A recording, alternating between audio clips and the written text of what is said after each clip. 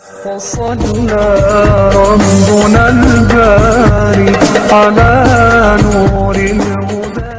فالحب بغير كيانك، الحب بغير اوصافك. هذا طريق الحب اوتوستراد كبير، الطرائق الى الله بعدد انفاس الخلائق. في ناس بيمسك بطريق الخوف، تلاقيه بتدين لما يخاف من الله، بيعمل له عمله بخاف الله يفضحه، بصير ايش كويس مع الله. كل شويه يعلم السر منا، لا تاتيك الستر عنا وعافنا واعف عنا. ليه؟ خايف. بالخوف راح. في ناس اتسع رجاؤه. لكن انا دائما بشوف انه الطريق الواسع الى الله ايش هو؟ طريق الحب. طريق الحب هو اللي خلانا في البردة نصير نفكر كيف كل أسبوع نحيي سنة لسيدنا النبي صلى الله عليه وسلم.